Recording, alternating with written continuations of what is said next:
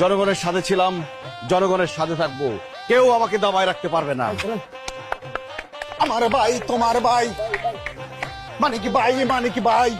এই যে কি ভাই ছবি খুব ভালো হয়েছে না?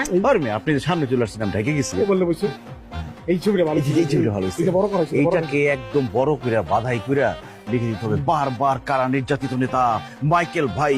মাইকেল ভাই, মাইকেল ভাইয়ের চরিত্র ওদের মতো বইটা আরো দেখা।